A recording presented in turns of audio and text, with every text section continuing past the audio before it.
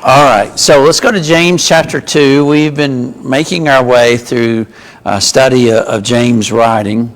And last time we were together, we were looking at the section in chapter 2, verses 14 through 17. And again, one of the main topics James is going to come back to is the concept of faith. We saw it in chapter 1. And now, again, in chapter 2, he brings it back up. Verse 17 is really a very plain text where he simply writes, "So faith by itself, if it does not have works, is what? Dead." It's empty. It's useless. It has no life in it. So then can we really call it faith? No, it's not faith. Not at least the way he's discussing it. And so that's the idea we carry down in verse 18 as he tries to explain that particular idea even further. So let's read a little bit here and then we'll talk about it. So we'll start at verse 18. Again, this is the English Standard Translation. Here, James writes, "But someone will say, 'You have faith and I have works. Show me your faith apart from your works, and I will show you my faith by my works. You believe that God is one. You do well. Even the demons believe and shudder. Do you want to do you want to be shown, O foolish person, that faith apart from works is useless?'" Now, we'll get into Abraham and later into Rahab in just a minute. But in these verses, he's being somewhat sarcastic. When he's asking these questions, is he expecting a response? It's more of a rhetorical question. I don't think he's trying to be belittling, but he is trying to hammer on the idea of this concept of faith only. Now, we define faith how? What are the different ways we see in the religious world that people might try to define what faith means? What, Doug? Okay. So there in Hebrews 11, verse 1, he says that faith is the substance, right, of things not seen, the conviction or the evidence of things unseen. So there it carries the idea of the belief in the infinite God, right, and his power. Mm-hmm.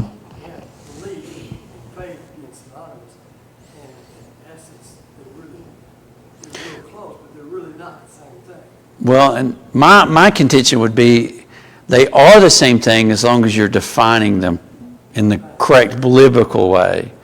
People say they believe in God. Mm-hmm.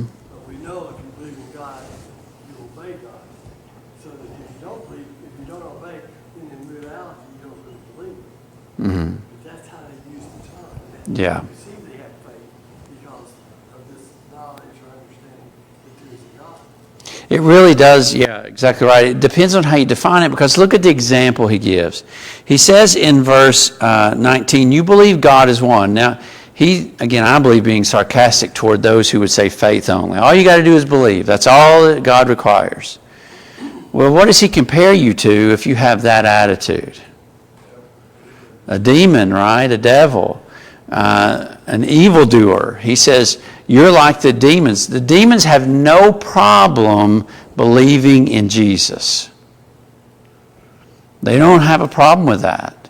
They believe in Jesus, but do they have faith in him? And that's the difference. Not the kind of faith he's talking about here. Of course, we can play with definitions.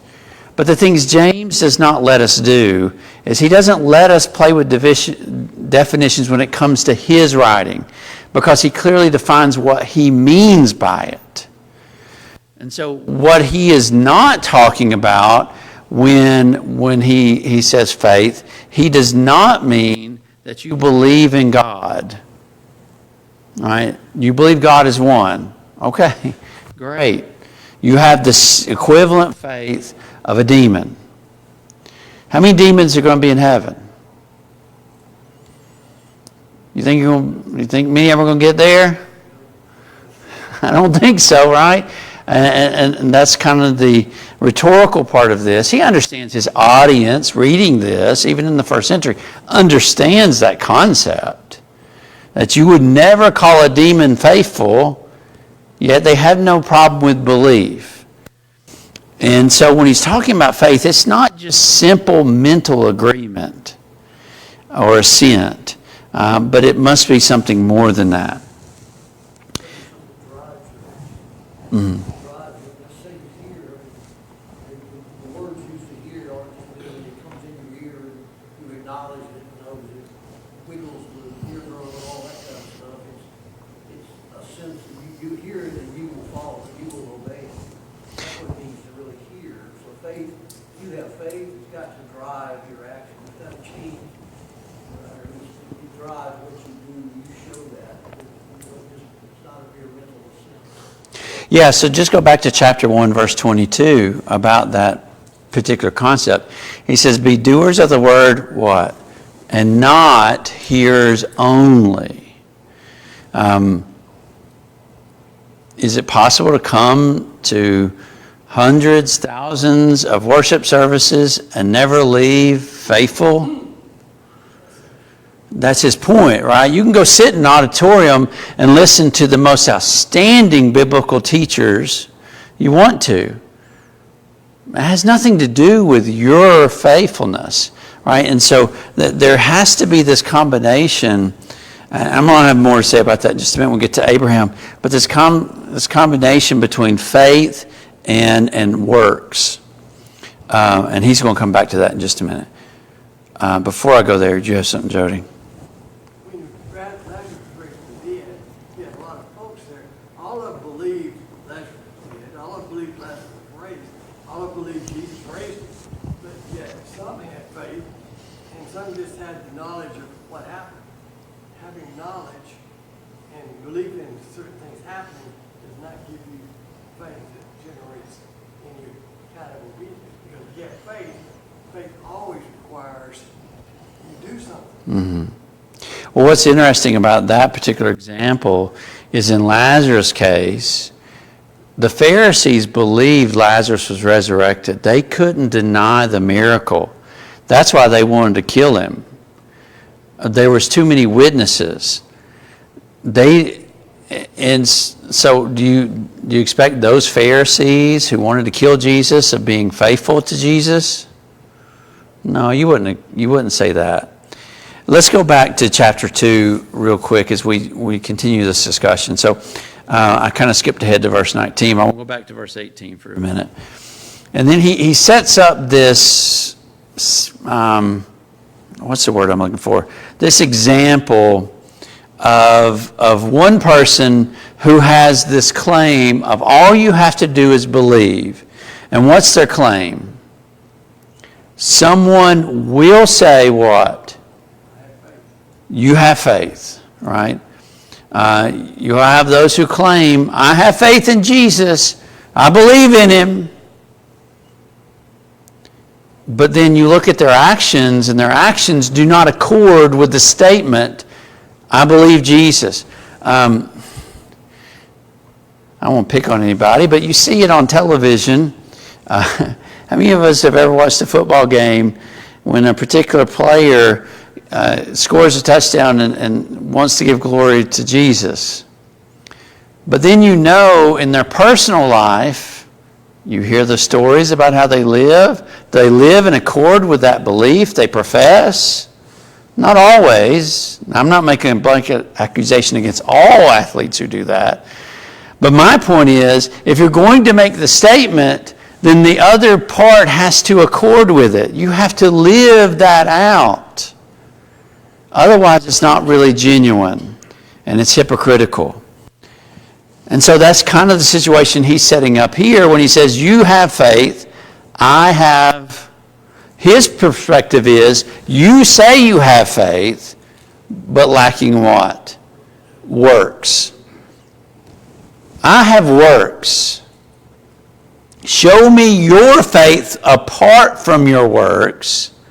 I'll show you my faith by my works. In other words, I think what he's saying is, I won't have to tell you I have faith in Jesus.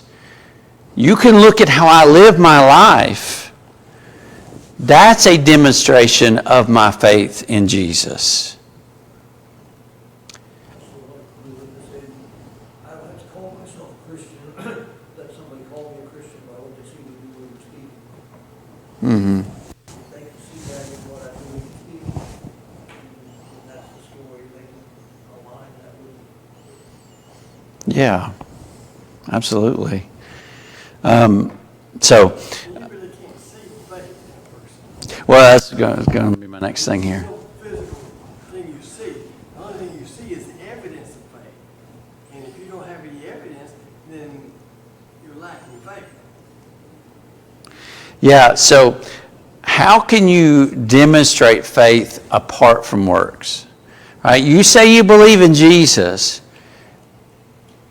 How would you possibly show that you believe, prove that you believe or have faith apart from works? Is it possible? I'd argue with you a little bit. I mean, I think you do. How? When you don't stress, when you don't have anxiety, when you're trusting in the Lord. That's works. That's works. That's a work. That's a demonstration of faith. That's a work. It's a trust in God. You're showing it by your actions, right? How would I know you don't have stress? Yeah, I'd have to look at your life, and I would see either that's true or not true, right? So even in that claim, that's still a demonstration of you doing something. I get what you're saying, but I think verbiage is off. You're not stressing. You're not having that over-anxiety that the world does because of the faith is more relaxed. You're less. But it's still a work. No, yeah, I get what you're saying, but it's kind of the opposite of what you're saying, that you're not doing those worldly things, and by not doing those worldly things, it's showing your faith. Like Jesus sleeping in front of. Yeah. Is that work? That's a work, right? The sleeping is the work, right? It's still a work, right? You're still demonstrating something by the way you sleep in the boat. The other guys aren't doing that. They're demonstrating what? A lack of faith. When they come up to him and they say, "Don't you care about us? We're dying out here." And then he says, after he calms the storm, what does he say to them? Do you remember? "Oh, you of little faith." So even in that, you're still demonstrating a work. Your work is the fact of the way it's changed your anxiety, how you demonstrate that. So I would still argue that's still a work. I don't think that's anything different. I think it's an impossibility, and that's why James brings it up. He knows there is no way to prove you have faith apart from your works.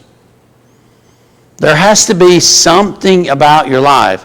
One time you were stressed about your life. You became a Christian, and now you're not. That's a demonstration of change, is it not? That's work in your life. And so he's going to go from that to then talk about Abraham. And he's going to bring up two examples. We'll spend some time on Abraham and then on Rahab. Let's read this text first. He says, "Was not Abraham," verse 21, "was not Abraham our father justified by works when he offered up Isaac on the altar? You see that faith was active along with his work, and faith was completed by his works. And the scripture was fulfilled that says, Abraham believed God, and it was accounted to him as righteousness. He was called a friend of God." You see that a person is justified by works and not by faith alone. So in verse 24, he restates his conclusion. All right, now he's just giving further proof. And so he brings up Abraham, which is an interesting example because so does Paul. You might tell me where Paul brings up Abraham?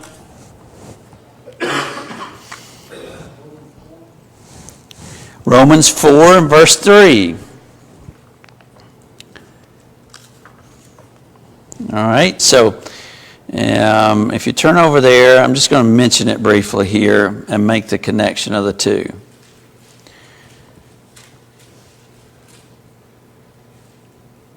All right, let's back up to verse 1. So this is Romans 4, verse 1.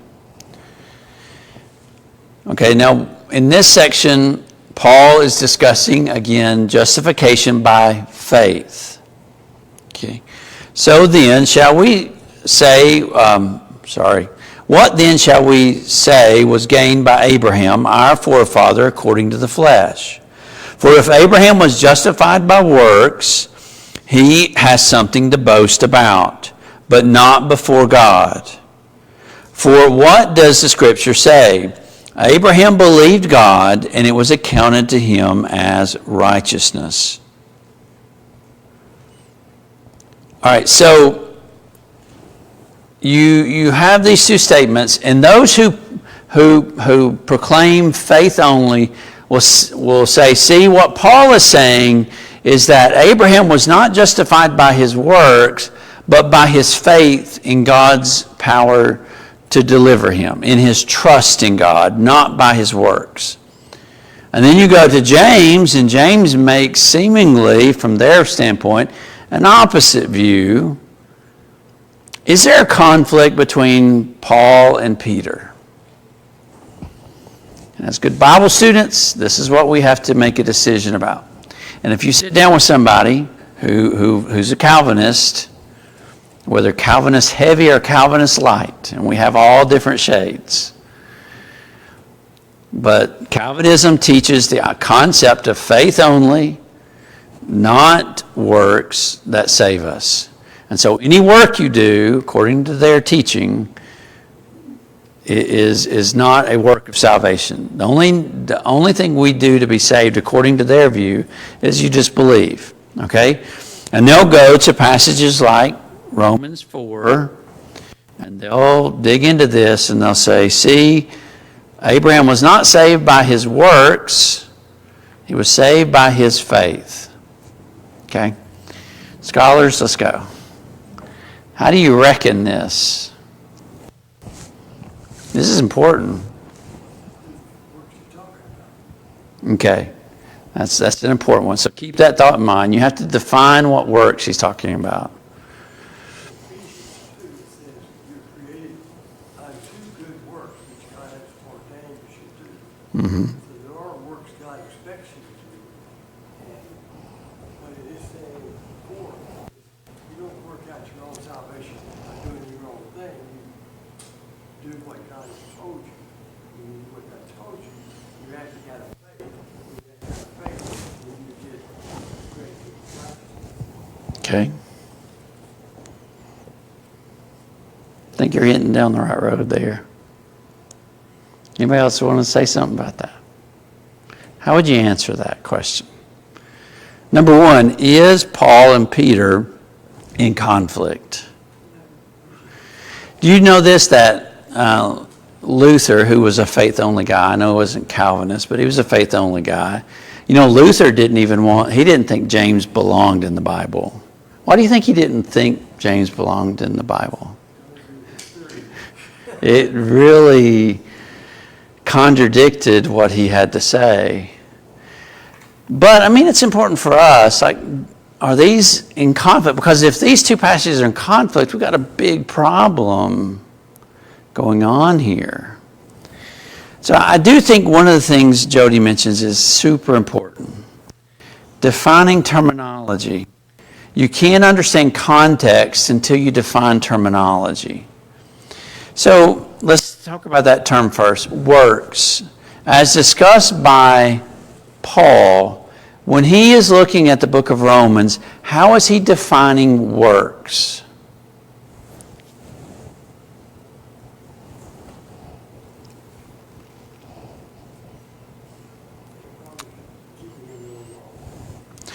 Yes. So who is Paul talking to? He's talking to Roman Christians and Roman Gentiles.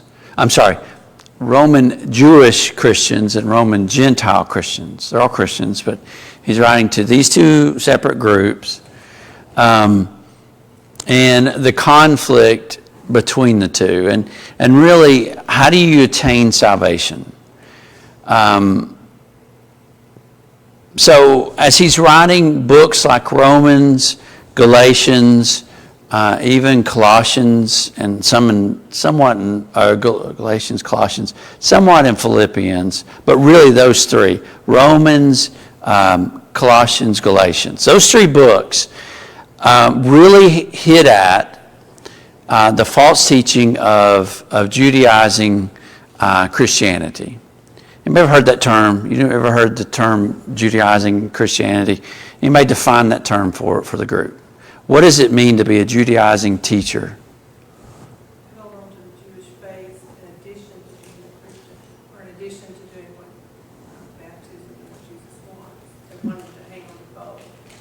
Yeah, and they didn't want all of the old law, but they wanted elements of it. Like one of the elements they were teaching that was a necessity for Christians was circumcision. So if you were a man and you were a Gentile, you didn't only have to be baptized to be saved. They were teaching that you also had to be circumcised.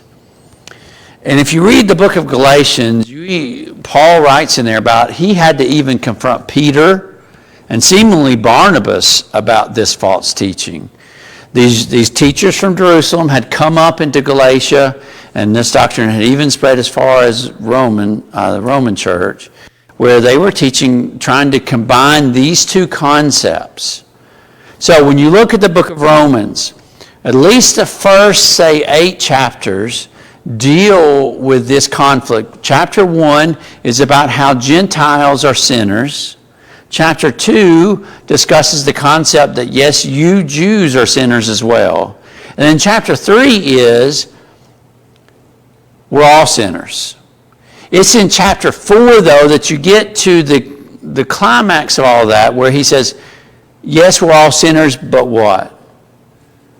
But Christ died for us. Christ is our Savior. Christ brings us grace.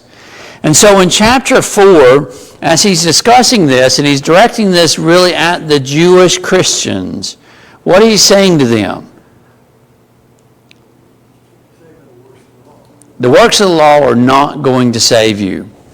If you hold your place here for a second, let's go to one other passage. Go to Galatians 5:4.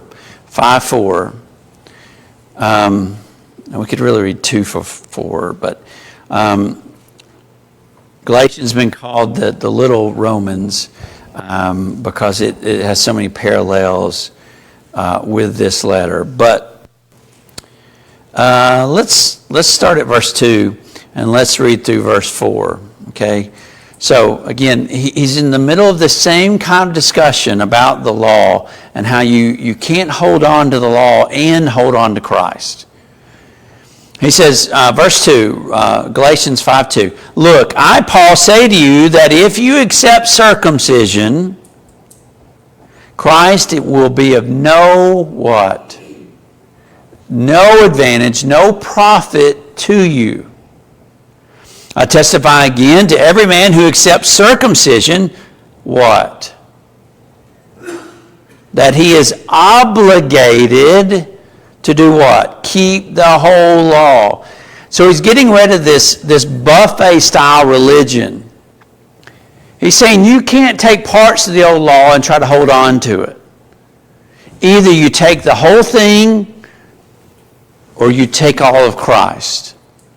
But you cannot hold on to elements of the old law.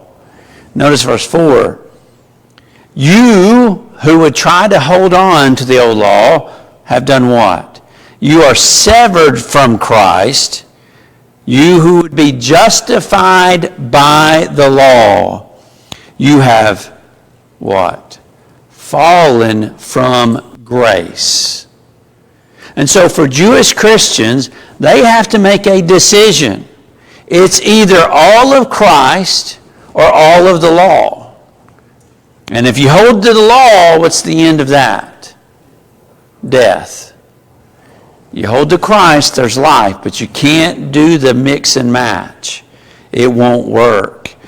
It's interesting in verse 4, that term for you've been cut off or severed, it's the literal idea of cutting off the flesh. Well, he's making a parallel, isn't he, with circumcision. He's really wanting to drive home for them this concept that when you try to hold on to elements of the law, you are cutting yourself off from the grace that is in Christ Jesus. So let's go back to Romans 4 for just a moment. It's this same kind of discussion here. He's going to do it in a little different way. Here in Romans 4, he's going to use Abraham as the discussion point. Why is Abraham significant for a Jewish audience in this discussion? Two things about him. He's the father of the Jewish people, and he's the father of us as well, by the way. And he pre-existed the law. So those two important things. That he pre-exists the law and he is their father. He is their father in what? In faith. So in Romans 4, when he talks about works, he is not defining it the same way as James. Works here has to do with works of the law. Not just any kind of work we do for God, but those in particular to do with the law of Moses. So when Paul is disallowing works, the works he's talking about in particular are the works of the law. Now you just continue in that same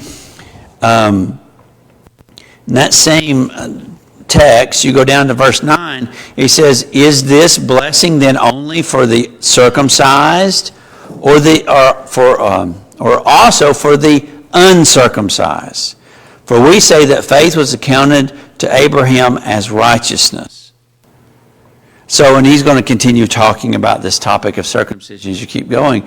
But what he's trying to do is he's trying to say to them that the justification of Abraham did not come as an act of the law. It was not by the law that Abraham was accounted as righteous. Okay, so let's go back now to James. So how do we take that understanding and apply it in James's writing? And I'll have to end here.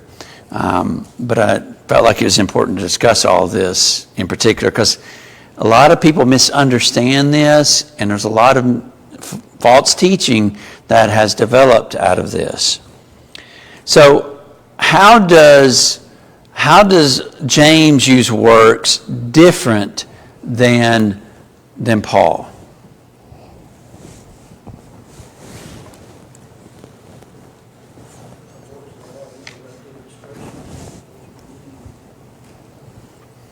Okay. What works has he already discussed?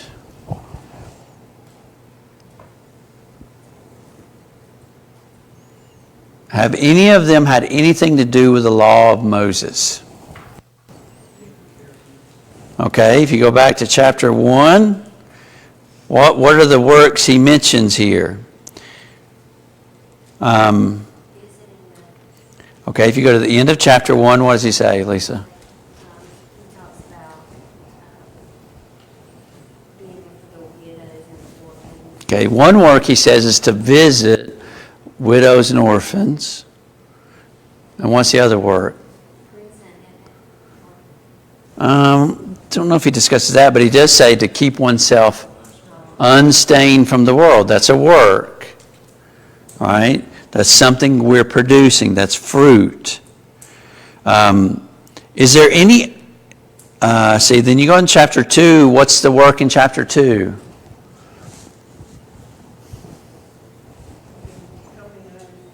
Helping others. And doing so with what? No partiality. You're not discriminating over a person's wealth or look, right? You're trying to do good to all men. At no point in here does he is he discussing the concept of law keeping in regard to the law of Moses. Now, even in the point, you shall, the royal law in verse 8, somebody might try to say, well, isn't that in the law of Moses? Is it in the law of Moses? It is. Is that the only place you find it? Where else would you find it? Jesus teaching, Matthew chapter 7. It says, what is the golden rule? We ever say that? What is the golden rule? What was that? Do unto others, you have them do unto you. The teaching where he says, upon these two hinge the law and the prophets, right? What does he say? To love God and then to love your neighbor. That law, loving your neighbor as yourself, is not an Old Testament law. In Jesus' context, it's his law. That's what we should be doing. You ever heard about the parable of the Good Samaritan? What's the teaching of the Good Samaritan? Love your neighbor as yourself. And every man is my neighbor. So anyway, he also talks about don't commit a murder, don't commit adultery. Again, both originally acts of the law, but are they still commanded under the new law? Those are still commanded in the law of Christ. James is not using works in the same way Paul does. The works he's talking about here are what? How would you define works as regarded by James?